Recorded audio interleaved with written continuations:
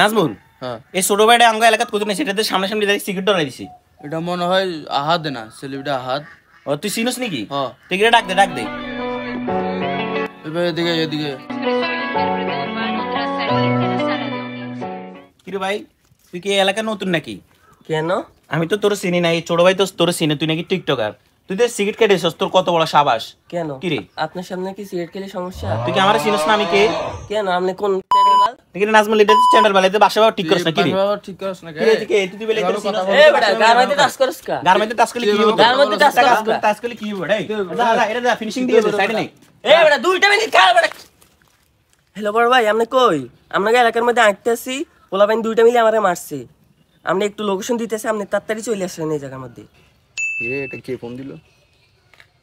hello কি রে কি হয়েছে আমগো এলাকার দুটো ছোট ভাই তোরা মারছে আচ্ছা লোকেশনটা পাঠা আমি আসতেছি 2 মিনিট খারা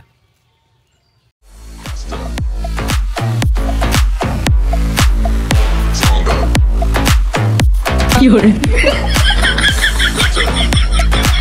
আজে খায়ালাম রে এই কারা কিরে বাট চল কে মারছ তোর আয় বেটা ওই জায়গার মধ্যে আয় বেটা যে খায়ালাম না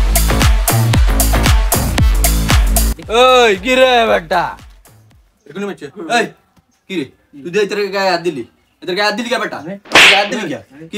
কি বড় মাইলা কথা এদিকে বড় ভাই এই বেটা কাকা ওকে মাফ করে দেন কাকা এই হালার হতে আর উল্টাটা কথা গায়ন সেটাই উল্টাটা এতার কাগ হয় বেটা কাগ হয় বেটা মাফ চাইলো